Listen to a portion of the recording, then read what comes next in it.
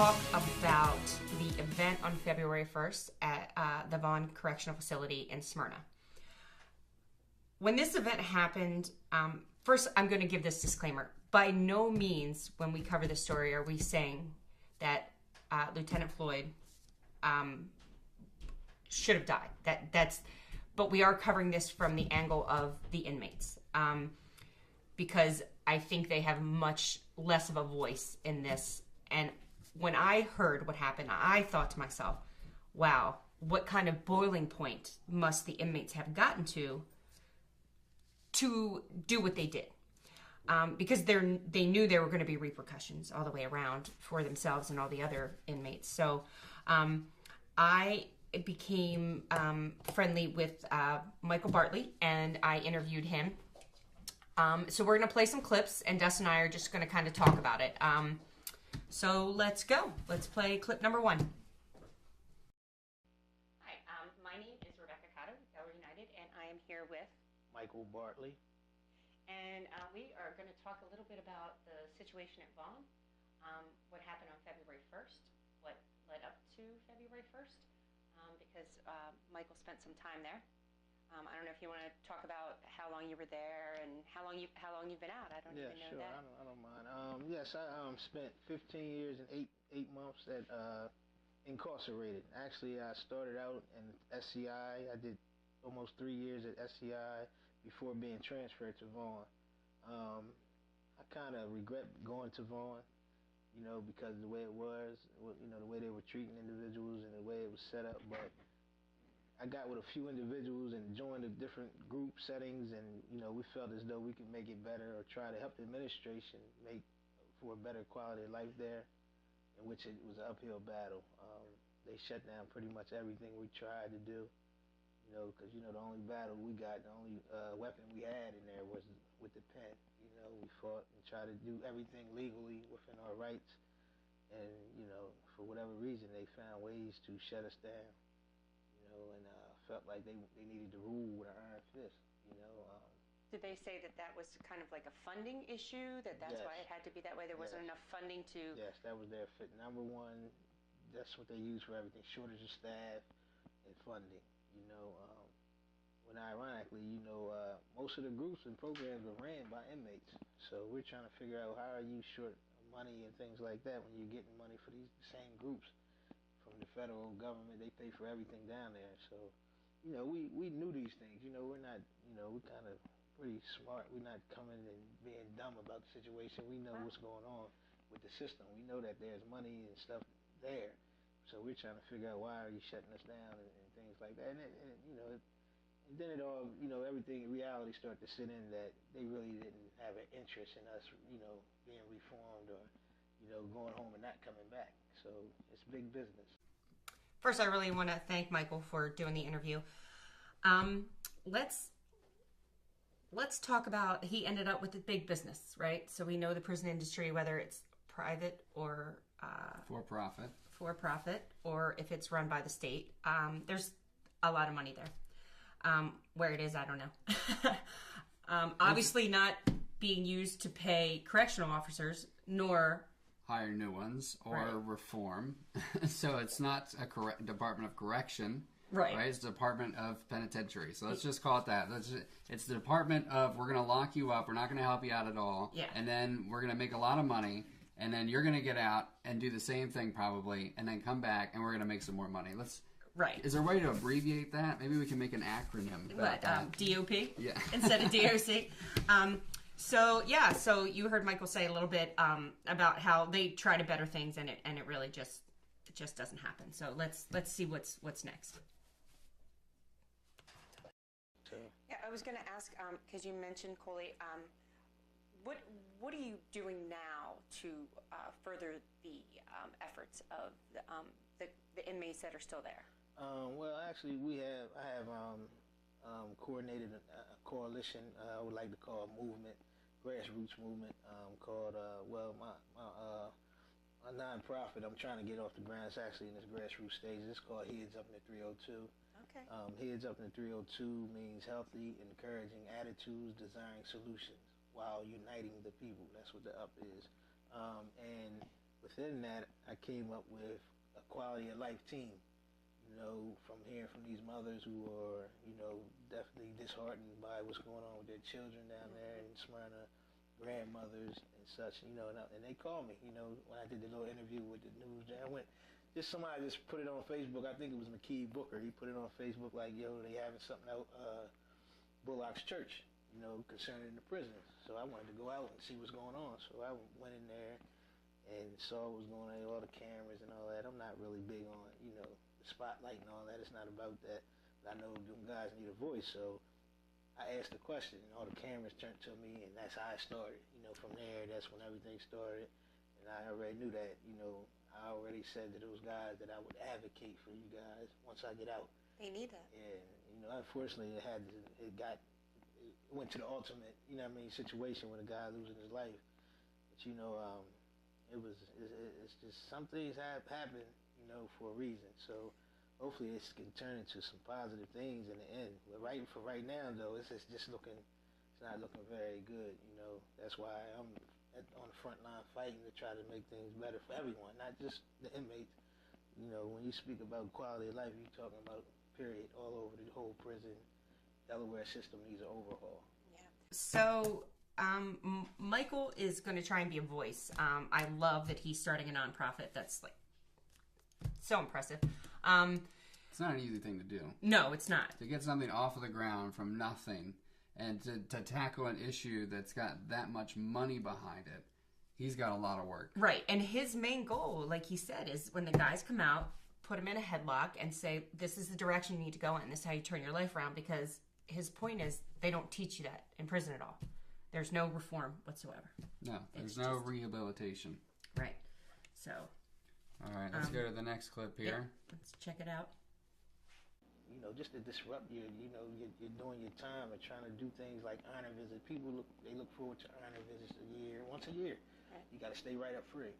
So they would wait around that time to start writing people up for minor stuff, take your visits, talk to your family members crazy. It's a whole bunch of stuff that's been, that's in evidence, evidence-based stuff. This is not stuff that people just throwing out there. Right. So everything is in writing. They got a whole bunch of grievances and complaints that's been going all over the place. So, but it's been constant things going on, oppression, and guys really been tucking their tails and biting their tongue, and that's unhealthy. A lot of guys died down there, since I was there. When I was down there, I can name at least 20 individuals who passed away due to a lack thereof medical, treatment, stress. That's one of the biggest things. They took the cigarettes out of jail, and a lot of guys didn't know no other way to relieve that stress or deal with those anxieties and pressures they were dealing with from being away from society. So, and then there was no recourse. When things happen, there's no recourse for the inmate population. There's no real. Yeah. There's nobody to say, okay, I'm gonna listen to your side, their side. And we're not talking about taking sides, but we're talking about a middle course. Somebody has to, it wasn't happening. Right. Most grievances would go unheard or okay, so that's some of the stuff that the guys deal with, and I know there is a philosophy out there that they've committed a crime and therefore their lives are over. I mean, but you know what? I've made mistakes. I have committed crimes. I've gone over the speed limit, but no, nonetheless, I've done things that I just never have been caught doing. So right, and this comes back to what the Criminal Justice Improvement Committee is trying to do with the code reform. There's people in jail that maybe shouldn't be in jail. Right. They committed a crime. Nobody's arguing that, right? Right. No one is not arguing that, by the way. But probation is also an option. Right. Right? Or time served when they get arrested and then they have their trial. That's also an option. There are other things to do aside from locking people up for years for a minor drug offense. Right. And when they're in there, not being treated like they're human. It's interesting he talked about some of the things the COs put him through, and I received several copies of letters from some of the mothers and sisters and wives of the prisoners who have been in bond when they could start writing letters again. And in one of the letters specifically, one of the inmates talked about COs. And, he talked about some of the stuff they go through, which is some of what Michael just said. But one of the things that really struck me is he talked about a particular CO, and he basically said, this guy's a hardliner, hard ass, and you don't get away with anything with him. But at the same time, he respects the prisoners as humans. 2 days after the incident, in this letter, the gentleman said they still hadn't received medical. And this particular CO had walked down the line and he said, yo, we need medical. And he goes, well, fill out the forms. And the prisoner said, they won't give them to us. The COs wouldn't give him the form. So this CO went, got him the form, and gave all the medical forms out to the inmates. So that guy, okay, does his job. All the prisoners respect him. He respects them back. We need to multiply that guy. That guy should actually be doing the training for all these new COs. There are COs and there are people in the prison reform process and community who got into this for the right reason. They got into it for the rehabilitation. I mean, there's people that actually want these people to succeed and to do good. Nobody's saying that there's not COs that do act abusively, but we got to also recognize that there are COs that are legitimately there to help them get out and stay out. Absolutely. And there's inmates that want that opportunity when they're in there. Say, look, I'm getting out. I don't want to come back. Right. Teach me a skill. Give me a trade. Give me a chance at life. Let me learn something. Right. He did say to me that GEDs are available. But let's talk seriously, just real quick. What does a GED get anyone today? You nothing. So let's watch the next clip. Let's see where we're going next.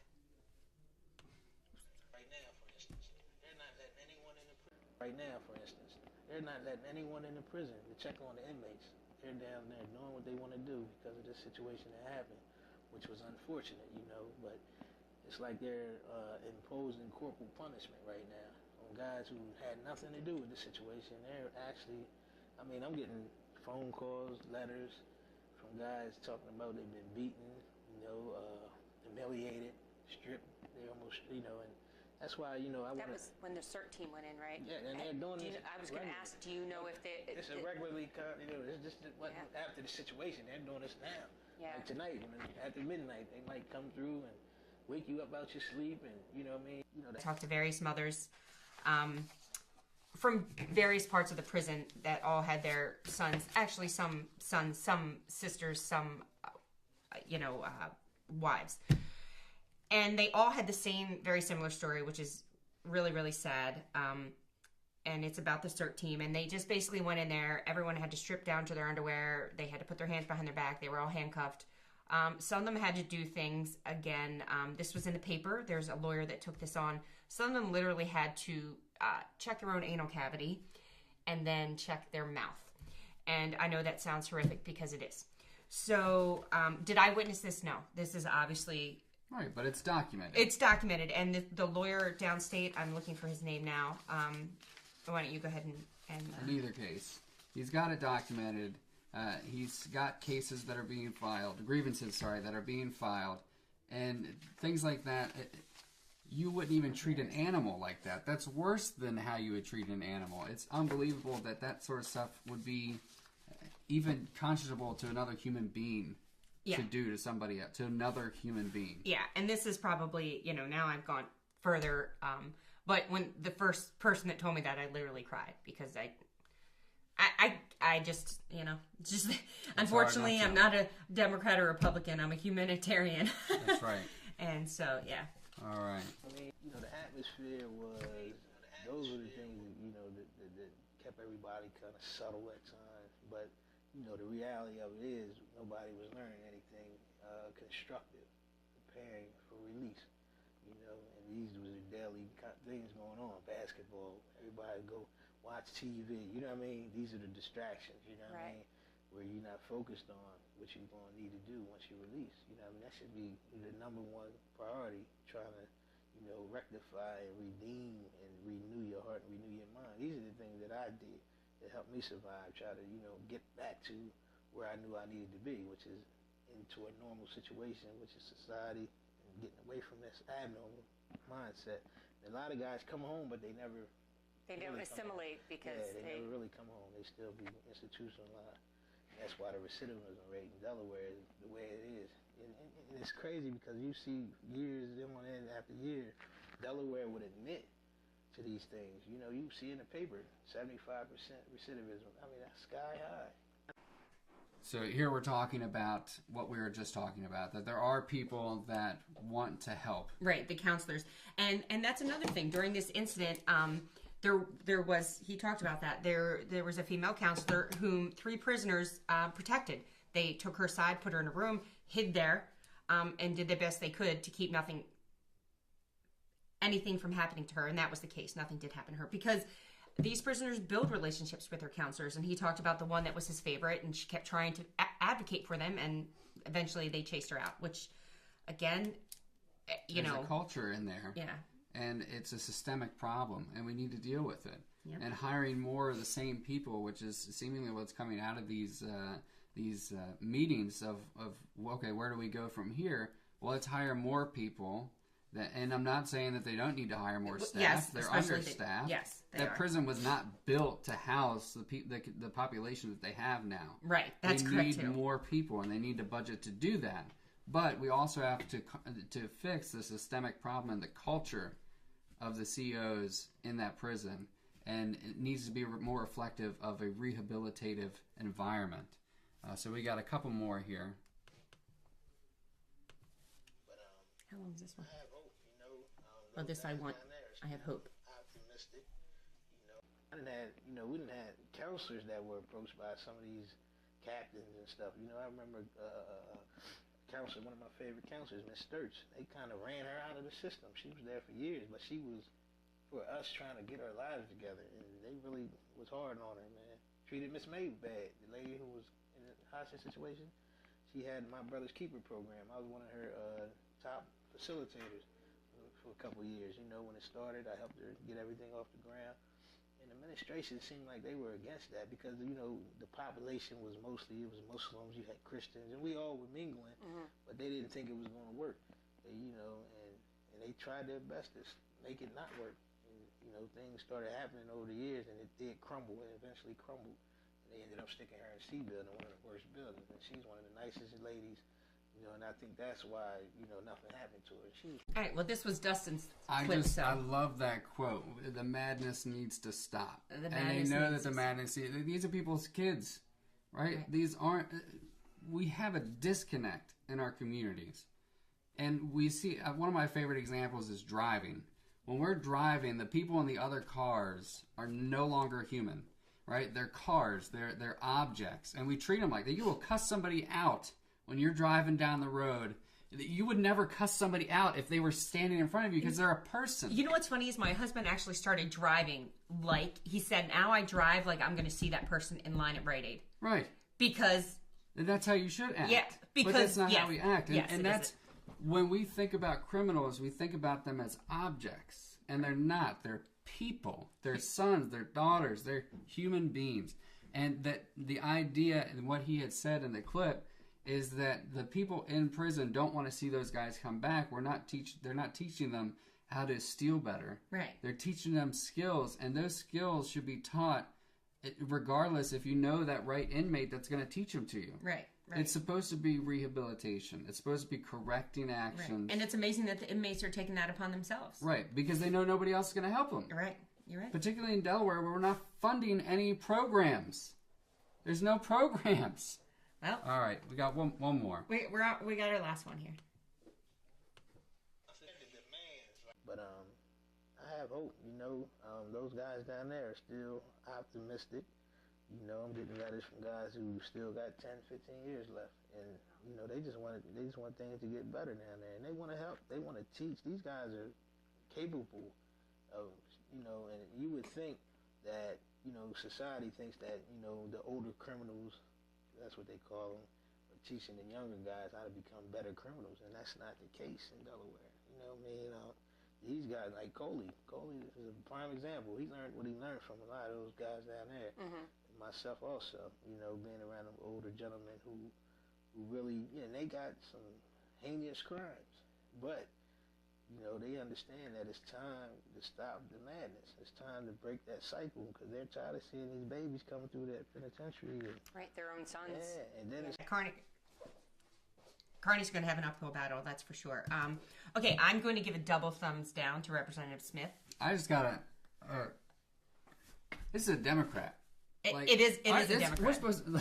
But not only that, I go back to parenting and how, when you punish your kids, right? One kid does something and then all of a sudden the whole house has to be punished like there's no TV. Like, when one individual or 5 individuals or however many were behind this, do this, even if they're doing it for the other inmates, because most of those guys are probably in there for life, the ones that did this. Right. That's just my guess.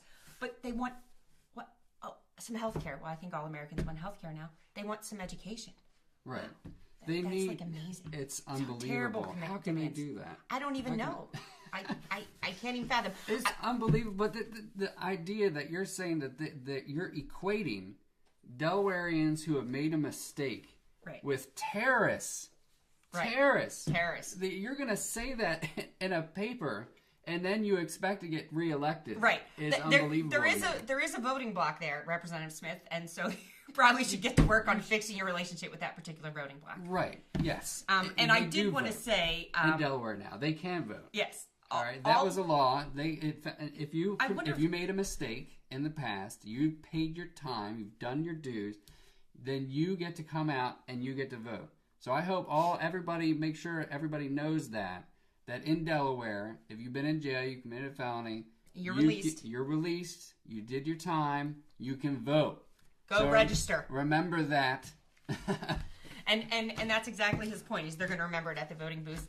And I also wanted to say something I said to Michael, which you can watch his whole interview on our YouTube channel and our Facebook channel. It'll be released the same day this video is. That all our legislators and all our Democratic legislators are not of that mindset. So I just wanted to put that at ease because that's how he feels, because that was the only response. Now, we do need to get a little response on the other side, but it is hard because... The atmosphere right now. Yeah. Everybody's gunning for blood.